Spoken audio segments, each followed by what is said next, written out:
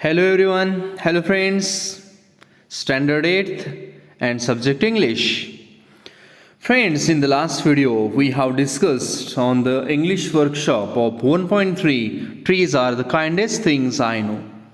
In that we have discussed on the activities given in the English workshop. And today we are going to learn and discuss on the poem appreciation and language study which is included in this poem on page number 15. Friends, first we will see once again the summary of this poem. Trees are very important things to the environment which provide various functions to the society without demanding compensation.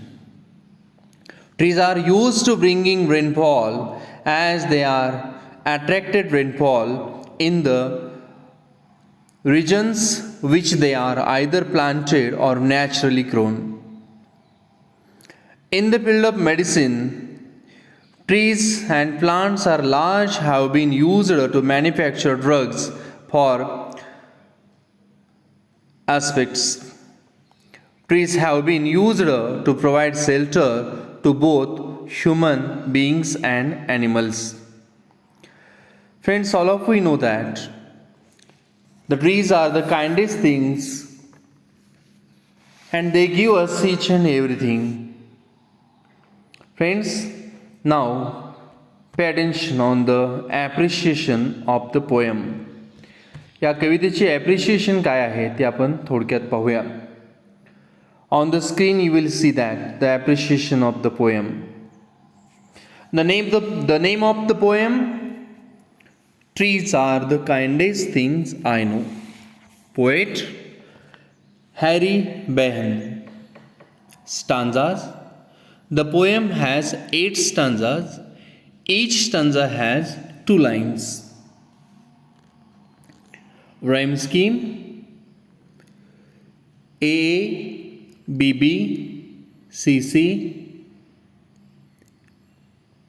DD EE FF GG HH. और दुसऱ्या पद्धतीने जर बनवलं तर ABB CD EE अशी ही rhyme scheme तयार होते. And the figure of speech, personification and alliteration. The central theme of this poem: trees are the kindest of all living things. They grow with very few demands from their surroundings. They shower other living beings around them with gifts. या पद्धतीने आपण central theme लिहू शकतो की झाडंही खूप दयाळू आहेत या सर्व लिव्हिंग थिंग्समध्ये आणि ते फक्त वाढत असतात आणि दुसऱ्यांना देतच असतात परिसरात सर्वांना आणि त्या बदल्यात ते काहीही मागत नाहीत तर भरपूर सर्वांना देतात. ही सेंट्रल थीम आपण लिहायची आहे.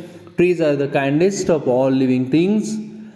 दे grow with very few demands from their surroundings and they grow other living beings around them with gifts. Figure of speech आपण पाहिलेलेच आहेत. Personification, alliteration and repetition. या पद्धतीनं आपण ॲप्रिशिएशन ऑफ द पोएम ही पूर्ण करायची आहे. Okay friends, now come on page number 15 and now we are going to learn and discuss on language study on page number 15. On page number 15 we can see the language study, degrees of comparison of adjectives. Degrees of comparison of adjectives. Read the following sentences. आपण या language study भाषा अभ्यास या गटामध्ये आज आपण पाहणार आहोत degrees of comparison of adjectives. तर विशेषणांची तुलना जी आहे डिग्री ते आपण पाहणार आहे. एक एक्झाम्पल पहिलं आपल्याला या ठिकाणी दिसतं. Yatin is strong. Amit is stronger than Yatin. and Praveen is the strongest of all. I will read the sentences once again. Pay attention. Here, Yatin is strong, Amit is stronger than Yatin, and Praveen is the strongest of all. तर या ठिकाणी आपल्याला strong, stronger and strongest असे 3 ॲडजेक्टिव्हची comparison आपल्याला या ठिकाणी दिसते. In sentence first the adjective strong is in the simple form. It is called positive degree. मित्रांनो, पहिल्या विधानामध्ये यतीन इज स्ट्रॉंग या विधानात स्ट्रॉंग हे जे विशेषण आहे ते सिम्पल फॉर्ममध्ये आहे, मूळ रूपात आहे, मूळ स्वरूपात आहे. त्याला आपण पॉझिटिव्ह डिग्री असं म्हणणार. And in the second sentence the adjective stronger refers to a higher degree. When there is a comparison of 2 nouns, it is called comparative degree. ER is added to the basic adjective. मित्रांनो, दुसऱ्या वाक्यामध्ये आपणाला या ठिकाणी दिसतं की stronger हे जे ॲडजेक्टिव्ह आहे हे काय रेफर करतं? To hire degree. स्ट्रॉंग पेक्षा अधिक, हायर यापेक्षा stronger. Wien there is a comparison of 2 nouns, 2 नाउनमध्ये जेव्हा तुलना असते तेव्हा त्या ठिकाणी हे कंपॅरिझन केलं जातं. आता इथं 2 नाउन्स कोणकोणते आहेत बघा. First one Amit and second one Yatin. Amit आणि यतीन या 2 नाउन्समध्ये तुलना केलेली आहे स्ट्रॉंगर या विशेषणाने. त्यामुळं तुम्हाला या ठिकाणी लक्षात येईल हे जे सेंटेन्स सेकंड आहे एक क्लेरिफिकेशन दिलेलं आहे. In sentence second the adjective stronger refers to a higher degree when there is a comparison of 2 nouns. या ठिकाणी अमित अँड यतीन या 2 नाउनमध्ये स्ट्रॉंगर यानं तुलना केलेली आहे. Amit is stronger than Yatin. यतीनपेक्षा अमित हा अधिक स्ट्रॉंगर आहे, अधिक बलवान आहे, अधिक सशक्त आहे या अर्थानं. आणि असं जेव्हा दोघांच्यामध्ये तुलना असते तेव्हा it is called comparative degree. आणि कंपॅरेटिव्ह डिग्रीच्या वेळेला विशेषणाला अर्थात त्या ॲडजेक्टिव्हला ER हे जोडलं जातं. नेक्स्ट, तर तिसरं वाक्य आपलं आहे Praveen is the strongest of all. Praveen is the strongest of all. या ठिकाणी आपल्याला लक्षात येईल strongest. Praveen is the strongest of all. In the third sentence the adjective strongest refer to the highest degree of comparison of one with more than 2 nouns.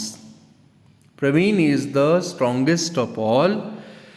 In the third sentence, the adjective strongest refers to the highest degree of comparison of one with more than 2 nouns. 2 किंवा 2 पेक्षा अधिक नामांशी या ठिकाणी तुलना केलेली आहे. Highest degree या ठिकाणी वापरलेली आहे. It is called superlative degree. आणि या डिग्रीला आपण सुपरलेटिव्ह डिग्री असं म्हणणार. आणि EST is added to the basic adjectives. आणि यासाठी EST ही ॲड केले जातं हायेस्ट सुपरलेटिव्ह डिग्री दर्शवण्यासाठी विशेषणाला EST प्रत्यय लागतो. आता काही विशेषण आहेत की ज्यांना ER लागून कंपॅरेटिव्ह आणि EST लागून सुपरलेटिव्ह होतं, पण काहींना ER EST प्रत्यय लागत नाही. त्या ठिकाणी मोर मोस्ट हा प्रत्यय आपण लावत असतो. नेक्स्ट पेज या ठिकाणी काय दिलेलं आहे पहा की एक टेबल दिलेलं आहे आपल्याला आणि हा आपण आता टेबल फिल करायचा आहे. तुम्हा सर्वांना हे लक्षात येतच. Fill in the gap with the table of degrees of comparison. Degrees of comparison फक्त भरायचं आहे आपल्याला या ठिकाणी. Positive degree, comparative degree and superlative degrees of adjectives. या ठिकाणी दिलेली जी डिग्री आहेत हे आपण वाचूया. सुपरलेटिव्हमध्ये काइंडेस्ट दिलेलं आहे, त्यामुळे या ठिकाणी काइंडर होईल. सेकंड हेल्दियर दिलेलं आहे. Third one near. Fourth one comparative finer. Fifth one superlative earliest. Sixth one positive small. Seventh one comparative faster. And eighth one positive high. आपल्याला काही पॉझिटिव्हमधले शब्द दिलेत, काही कंपॅरेटिव्हमधले शब्द दिलेत, काही सुपरलेटिव्हमधले शब्द दिलेत, अर्थात विशेषण दिलेले आहेत आणि आपणाला हा तक्ता पूर्ण करायचा आहे. आता तुम्ही हा तक्ता पूर्ण करू शकता. ओके, आपण आता हा तक्ता पूर्ण करूया. या ठिकाणी आपणाला हा तक्ता दिसतोय, positive, comparative and superlative. Okay, तर positive kind, superlative kinder, comparative kinder, superlative kindest. तर या ठिकाणी ER आणि EST हे प्रत्यय लागतात. काइंड या ठिकाणी काइंडर आणि काइंडेस्ट हे प्रत्यय लागलेले आहे. Next healthy, healthier, healthiest. Healthier लागत असताना वायचा लोप होऊन त्या ठिकाणी आय हे अक्षर आलेलं आहे. ER प्रत्यय लागला आणि पुढे EST. Near, nearer, nearest. Fine, finer. आता या ठिकाणी फायनरला ER न लागता फक्त R हा प्रत्यय लागलेला आहे. फायनेस्ट, फायनेस्टला ST फक्त या ठिकाणी प्रत्यय लागला आहे, EST नाही लागलेला. Fine, finer, finest. Early, earlier, earliest. पुन्हा एकदा वायचा या ठिकाणी लोप होऊन आय हे अक्षर आलेलं आहे. Small, smaller, smallest. Fast, faster, fastest. High, higher, highest.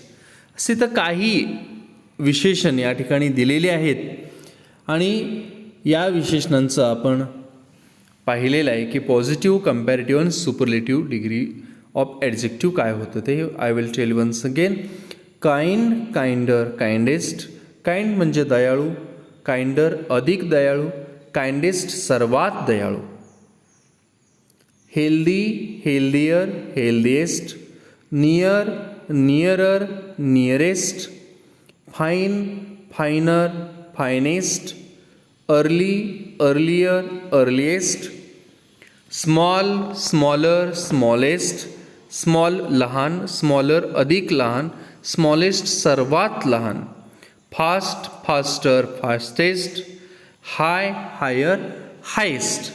आता या पद्धतीनं मित्रांनो तुम्ही सुद्धा पॉझिटिव्ह, कंपॅरेटिव्ह आणि सुपरलेटिव्ह अशी विशेषण जितके तुम्हाला विशेषणं उपलब्ध होतील डिक्शनरीचा उपयोग करा, आपल्या पुस्तकातील शब्द विशेषणांचा उपयोग करा आणि ही लॉंग लिस्ट तुम्ही तयार करा. पॉझिटिव्ह, कंपॅरेटिव्ह आणि सुपरलेटिव्हची तुम्ही लॉंग लिस्ट या ठिकाणी तयार करा. Okay, next question that is second. Adjectives which have more than 2 syllables, long words like more and most before them to form comparative and superlative degrees.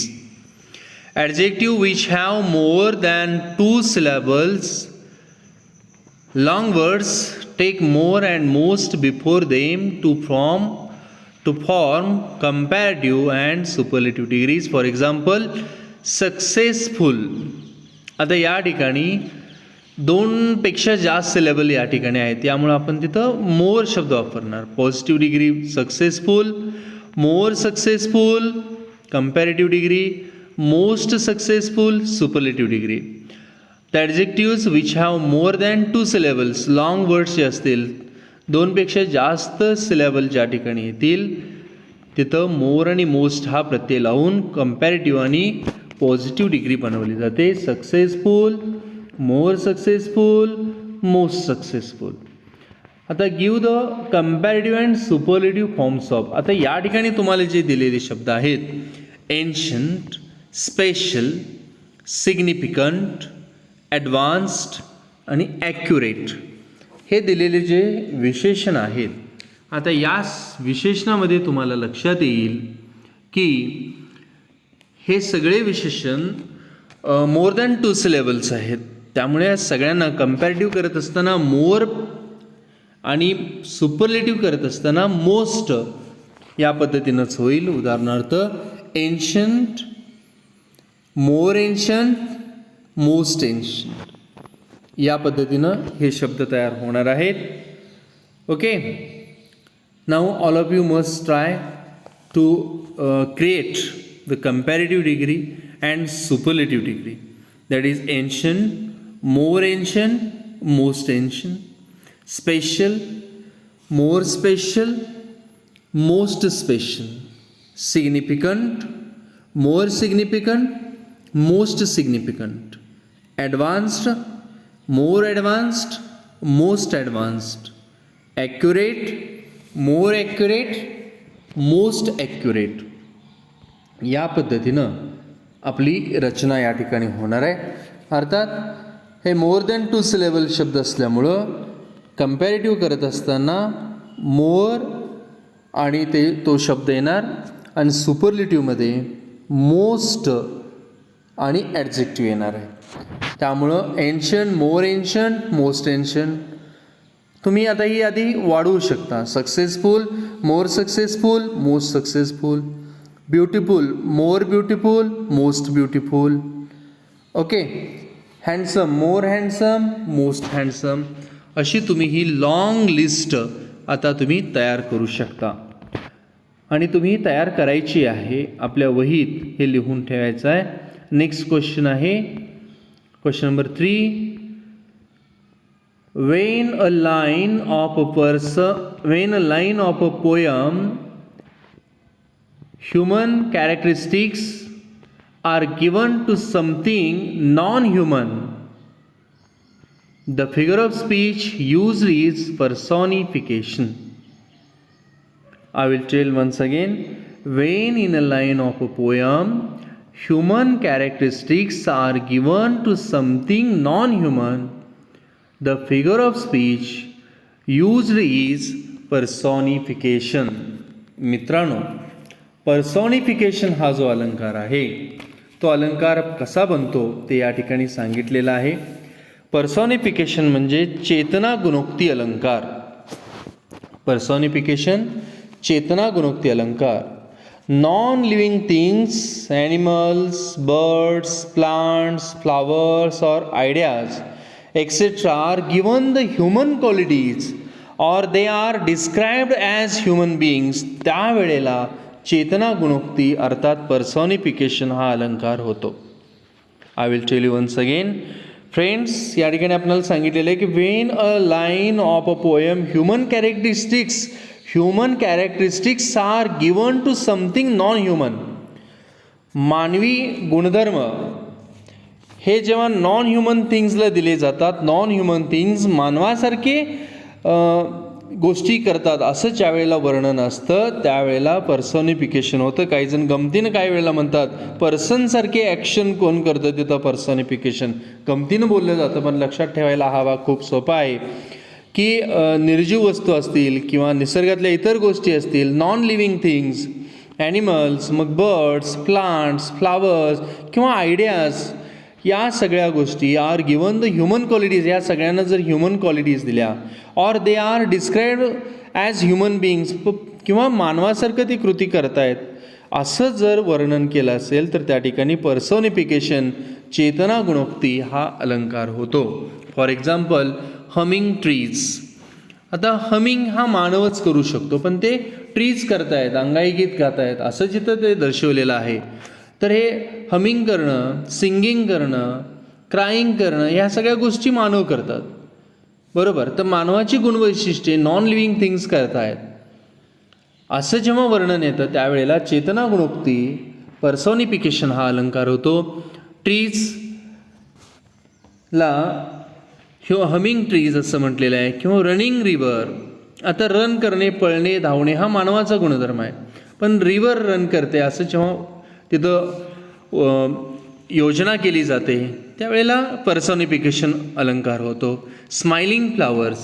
आता हास्य किंवा हसणे हा गुणधर्म जगाच्या पाठीवर मानवाला एकट्यालाच आहे आणि मानवासारखे हे नॉन लिव्हिंग थिंग्स, फ्लावर हसतायत, फुलं हसतायत, तर हसणे ही जी गुणधर्म आहे हा गुणधर्म हा नॉन लिव्हिंग थिंग्स करतायत असं जेव्हा वर्णन केलेलं असतं त्यावेळेला तिथं पर्सॉनिफिकेशन हा अलंकार होतो. Smiling flowers. Find the examples of पर्सॉनिफिकेशन from the poem. आणि कवितेमधून तुम्ही पर्सॉनिफिकेशनची उदाहरणं शोधा असं या ठिकाणी सांगितलेलं आहे. Find the examples of पर्सॉनिफिकेशन from the poem. आता कवितेमध्ये आपल्याला अगदी असे आता काइंडेस्ट ट्रीज हा एक येतं की काइंडेस्ट ट्रीज, काइंडेस्ट दयाळू असणं. दयाळू हा मानवाचा गुणधर्म आहे, पण तो मानवाचा गुणधर्म झाडं करतायत, तर झाडाला ती उपमा दिलेली आहे काइंडेस्ट म्हणून. तर काइंडेस्ट थिंग, काइंडेस्ट ट्रीज, तर हे पर्सॉनिफिकेशन होईल. स्लिपी काऊज, पेंगुळलेले गाई. फ्लोटिंग मून, त्याच्यानंतर ड्राउसी ललवाय. या पद्धतीनं बऱ्याचशा पर्सॉनिफिकेशनच्या लाईन्स या आपल्या पाठात कवितेमध्ये आलेल्या आहेत. I will tell you once again. Kindest trees, sleepy cows, floating moon, drowsy lullaby, humming trees, running river, smiling flowers, हे सगळे पर्सॉनिफिकेशनचीच उदाहरणं आहेत. मित्रांनो, या ठिकाणी QR कोड तुम्हाला दिसतो. या QR कोडला तुम्ही स्कॅन करून अधिक माहितीसुद्धा तुम्ही या ठिकाणी मिळवू शकता.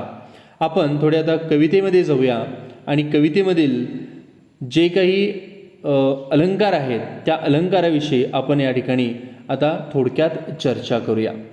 So open page number 13. पान नंबर 13वरती आपण सगळेजण आलेलो आहोत आणि या ठिकाणी आपण आता चर्चा करत आहोत की अलंकार कोणकोणते वापरले गेलेले आहेत. आपण पर्सॉनिफिकेशन बरोबर आणखीन जे काही अलंकार आलेले असतील तेही आपण या ठिकाणी पाहूया. ओके, पहिल्याच ओळीमध्ये बघा पर्सॉनिफिकेशन आपल्याला दिसतो. Trees are the kindest things I know. कशावरून आपण ओळखलो? काइंडेस्ट. ओके, दयाळूपणा हा झाडं यासाठी वापरलं यासाठी. नेक्स्ट सेकंड लाईनमध्ये पहा, they do not harm, they simply grow. या ठिकाणी दे हे दोन शब्द रिपीट झालेले आहेत, दे अँड दे. सो या ठिकाणी रिपिटेशन हे फिगर ऑफ स्पीच आहे. पहिल्या वाक्यामध्ये काइंडेस्ट हे जे आहे, या काइंडेस्टमुळं काय आपल्याला या ठिकाणी मिळतं तर पर्सॉनिफिकेशन. काइंडेस्ट, पर्सॉनिफिकेशन. या ठिकाणी हा जो शब्द आहे काइंडेस्ट, या ठिकाणी पर्सॉनिफिकेशन होईल. पहिल्या ओळीमध्ये अलंकार हा पर्सॉनिफिकेशन. तर सेकंड लाईनमध्ये आपण जर पाहिलं तर word they and here is word they, हे रिपीट झालेले वर्ड आहेत. त्यामुळे या ठिकाणी रिपिटेशन हा अलंकार आपला येणार आहे. ओके, आता थर्ड लाईनमध्ये पहा, and spread a shade for sleepy cows. And spread a shade for sleepy cows. या ठिकाणी मी जे अंडरलाईन केलेले लेटर आहेत, ज्या ठिकाणी स हा साऊंड रिपीट होतोय, s sound, which sound, s. And spread a shade for sleepy cows. Spread, shade, sleep, s s s स साऊंड रिपीट होतो, त्यामुळं त्या ठिकाणी ॲलिट्रेशन हा अलंकार या वाक्यात तयार होतो आहे. आपण कोणकोणते बघितले बघा. पहिल्या वाक्यामध्ये पर्सॉनिफिकेशन काइंडेस्टमुळं. Okay, in the first sentence personification kindest ही तुलना, काइंड ही तुलना ट्रीजली केलेली आहे त्यासाठी. In second sentence they and they repeat झालं आहे, रिपिटेशन. इन थर्ड सेंटेन्स स्प्रेडचं स साऊंड, शेडचा स साऊंड अँड स्लीपीचा स साऊंड, यामुळे या ठिकाणी ॲलिट्रेशन. ओके, आता पुढच्या वाक्यामध्ये सुद्धा and gather birds among their boughs. And gather birds among their boughs. या ठिकाणी आपल्याला birds and boughs, B sound repeat आहे, त्यामुळे या ठिकाणी सुद्धा पुन्हा ॲलिट्रेशन हा साऊंड तयार होतोय. ओके, नेक्स्ट पुढच्या काही ओळीमध्ये आपण अलंकार बघूया. तर they are the first, they are the first when days began. They are the first, देचं द साऊंड आणि दचा द साऊंड, यामुळे या ठिकाणी सुद्धा पुन्हा ॲलिट्रेशन हा अलंकार या ठिकाणी होतोय, द अँड द या साऊंडमुळं. टी टी म्हणजे टी हे अक्षर झालं, पण त्या ठिकाणी द साऊंड जो आहे, उच्चार जो आहे, ध्वनी जो आहे तो दच आहे. देचं द आणि दचं द. ओके, नेक्स्ट त्या पुढील तिन्ही वाक्यात जर आपण पाहिलं तर ॲलिट्रेशन हा होतोच होतो. To touch the whims of morning sun. टूचं ट, टचचं ट, साऊंड रिपीट आहे, alliteration. They are the last to hold the light. They the या ठिकाणी या पद्धतीने इथेही ॲलिट्रेशन होतं. पण त्याचबरोबर आपण जर या वाक्यात पाहिलं कोणत्या, टू टच द साऊंड्स या वाक्यात जर पाहिलं, to touch the beams of morning sun. To touch the beams of morning sun या ठिकाणी आपणाला स्पर्श करणे. To touch the beams of morning sun, स्पर्श, किरणांना स्पर्श. आता स्पर्श करणे हा मानवी गुणधर्म आहे, तर या ठिकाणी यामुळं इथंही पर्सॉनिफिकेशन हा अलंकार होतो. अगदी खालील ओळीतसुद्धा they are the last to hold the light. आता होल्ड करणे, पकडणे वगैरे, इथं पकडणे, इथं स्पर्श करणे हे मानवी गुणधर्म आहेत, त्यामुळे इथंसुद्धा पर्सॉनिफिकेशन हा पुन्हा एक अलंकार आपणाला या ठिकाणी मिळतोय. आणि मगाशी आपण उदाहरण पाहिलं त्या पद्धतीनं, दे हम अ ड्राउसी ललबाय. दे हम अ ड्राउसी ललबाय. तर हम हा मानवाचा गुणधर्म आहे, हमिंग करणं. इथंही पर्सॉनिफिकेशन हा अलंकार आपणाला या ठिकाणी मिळतो आहे. मित्रांनो, या पद्धतीनं आपण अलंकार अधिकाधिक कवितेतून शोधून काढायचे आहेत. अशा पद्धतीनं आज आपण trees are the kindest things I know या कवितेचं आपण इंग्लिश वर्कशॉपची चर्चा मागील व्हिडिओमध्येच केली होती. आणि आजच्या व्हिडिओमध्ये आपण language study, summary, appreciation of the poem, in the language study degrees of comparison of adjectives हे पाहिलं. दिलेला तक्ताही आपण पूर्ण केला. या पद्धतीनं तुम्ही पॉझिटिव्ह, कम्पॅरेटिव्ह आणि सुपरलेटिव्ह डिग्रीचा लॉंग लिस्ट तुम्ही तयार करा आणि पाठही करा.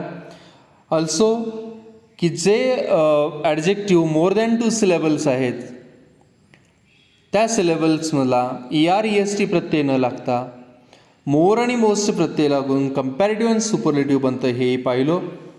आणि त्यानंतर फिगर ऑफ स्पीच पर्सॉनिफिकेशन, की जेव्हा लाईनमध्ये a poem when in a line of a poem human characteristics are given in something non-human or non-living things, animals, birds, plants, flowers or ideas etc. are given the human qualities or they are described as human beings, that time it creates the personification, that is the figure of speech.